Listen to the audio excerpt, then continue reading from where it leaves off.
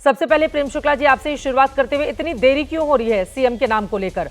आतिशी जी का कहना है कि 48 विधायकों में से पीएम को किसी के ऊपर नहीं है भरोसा, कोई इतना काबिल ही नहीं है कि तुरंत निर्णय लिया जा सके। देखिए, आतिशी जी पर तो जनता कोई भरोसा नहीं था, इसीलिए जो है आतिशी जी के नेतृत्व में हुए चुनाव में आतिशी जी के नेता श्रीमान अरविंद केजरीवाल, श्रीमान मनीष सिसोदिया समेत तमाम लोगों को पराजय की धूल छाननी पड़ी। भारतीय जनता पार्टी के नेतृत्व पर जनता का अनंत और अखंड भरोसा है। और भारतीय जनता पार्टी भी कुछ दिन पहले महाराष्ट्र में भी चुनाव हुए थे, महाराष्ट्र में भी मुख्यमंत्री के शपथ ग्रहण समारोह में विलंब हुआ तो भांति भांति की जो है कयास लगाने का अवसर विपक्ष को मिला था। भांति भांति के जो है टिप्पणियां आदित्य उद्धव ठाकरे, शरद पवार, तमाम लोग कांग्रेस के नेता कर रहे थे। उत्तर प्रदेश में भी आपको ध्यान होगा चित्रा जी, बहुत स्पष्ट तौर पर हम मुख्यमंत्री पद के प्रत्याशी को घोषित करके 2022 का चुनाव लड़े थे जी। फिर भी शपथ ग्रहण समारोह में थोड़ा समय लगा, उस पर भी तरह तरह की टिप्पणियां हुई। भारतीय जनता पार्टी अपना समय लेकर विधायक दल का बैठक बुलाती है और मुख्यमंत्री पद पर जो व्यक्ति होता है उसको निर्वाचित करती है। इसमें इतना जो है आतिशी जी को जो है आतिशबाजी करने का मन क्यों कर रहा है, ये समझ से परे है। लगता है उनके पास अब सुर्खियों में बने रहने के लिए और कोई प्रकार का बयान शेष बचा नहीं है। लेकिन एक और सवाल का तो जवाब दीजिए, उसके बाद मैं रीना गुप्ता जी के पास जाऊंगी। प्रेम शुक्ला, भारतीय जनता पार्टी के भावी मुख्यमंत्री दावा करती है कि आपके पास इतने काबिल लोग हैं, इतनी बड़ी पार्टी है, दिल्ली में भी 48 विधायक चुने गए हैं, लेकिन आतिशी जी को अगर माइनस भी कर दें तो दिल्ली की जनता तो ये जानना चाहेगी ना कि कौन बनेगा मुख्यमंत्री और इतना समय क्यों लग रहा है। ये सवाल तो वाजिब है प्रेम शुक्ला जी।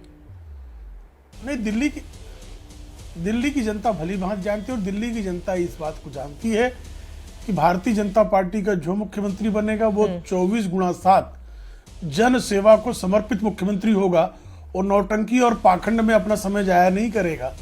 अभी आप आज ही जो है एक लेफ्टिनेंट जनरल सक्सेना जी का जो है वो उनका एक पॉडकास्ट वायरल हुआ है। बिल्कुल, हाँ। उस पॉडकास्ट में बता रहे हैं कि श्रीमान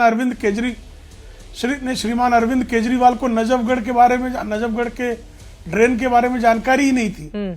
तो ऐसे मुख्यमंत्री का क्या काम है जिसको यमुना की सफाई करने के लिए अगर एलजी सक्रिय हो जाए तो उसको रोकने में अपनी ऊर्जा खर्च करनी पड़ती हो और स्वयं तो निकम्मा हो, अगर कोई काम करना चाहे तो उसको भी रोकने में अपना समय बिगाड़े। ठीक है, ऐसा मुख्यमंत्री निश्चित तौर पर भारतीय जनता पार्टी, ये बड़ा सवाल आप उठा रहे हैं, लेकिन अभी सरकार का शपथ ग्रहण भी नहीं हुआ और यमुना की सफाई का काम शुरू हो गया है, तो इसके पीछे की क्या है पॉलिटिक्स, इस पर भी मैं आपसे चर्चा करूंगी। लेकिन रीना गुप्ता जी, अब बीजेपी को दिल्ली की जनता ने चुन लिया है, नरेंद्र मोदी के चेहरे पर दिल्ली का चुनाव हुआ। दिल्ली अगर बीजेपी के भीतर देरी हो रही है मुख्यमंत्री चुनने की, तो आम आदमी पार्टी को इतनी बेचैनी क्यों है, बीजेपी पूछ रही है। वो कह रहे हैं कि ठोक बजाकर अच्छा हम नेता चुनेंगे, क्योंकि आप लोगों ने बीते 11 सालों में दिल्ली की जो दुर्दशा की है, बीजेपी के नेताओं का कहना है कि भाई फूंक फूंक कर कदम आगे बढ़ाना होगा ना, ताकि तेज रफ्तार से विकास किया जा सके। देखिए चित्रा जी, 10 दिन बीत गए हैं और भारी गुटबाजी चल रही है भारतीय जनता पार्टी में कि मुख्यमंत्री कौन बने। वहीं दूसरी ओर यह भी सुनने में आ रहा है कि मोदी जी को पता है कि कैसे 15 साल तक एमसीडी में भ्रष्टाचार किया भारतीय जनता पार्टी ने, तो इसलिए दिल्ली के किसी भी भारतीय जनता पार्टी के नेता पे उनको भरोसा नहीं हो पा रहा है और इसीलिए विलंब हो रहा है कि 10 दिन हो गए, अभी तक आप मुख्यमंत्री नहीं अपना दिल्ली की जनता को दे सके। आप पूछ रही हैं कि इसमें किसी को प्रॉब्लम क्या है।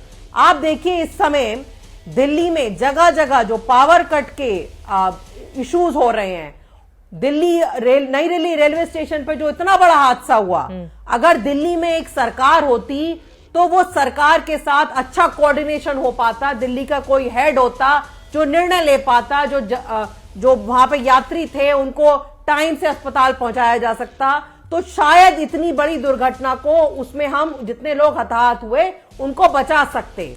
लेकिन भारतीय जनता पार्टी एक एलएनजेपी अस्पताल, मैं तो रेलवे स्टेशन पर ही थी उस समय रात को जब आतिशी जी पहुंची थी और उनकी ओर से गैर राजनीतिक बयान भी एक अच्छा बयान दिया गया था।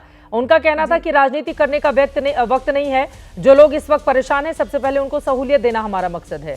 मुझे उनका बयान भी याद है।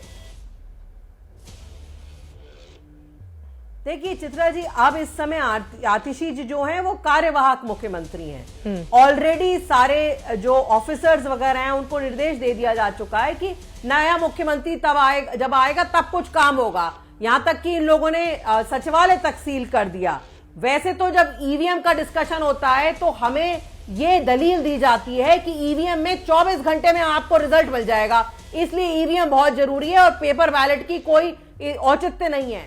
अब 24 घंटे में आपको रिजल्ट चाहिए, लेकिन 10 दिन हो गए दिल्ली की जनता को, आप ना तो मुख्यमंत्री दे पा रहे हैं, ना दिल्ली में कोई प्रशासन आप मुहैया करवा पा रहे हैं। ठीक है, तो ये कहां की दलील हो गई आपकी? क्यों नहीं आप मुख्यमंत्री बना पा रहे? चले ठीक है। दुनिया बदल रही है और ये भारत के लिए ला रही है इन्फिनिट अवसर, जिसे हम कहते हैं मिनट इन्फिनिट। आइए आइडियाज ऑफ इंडिया के मंच पर समझें इसी मिनट इन्फिनिट को 21 और 22 फरवरी abplive.com पर।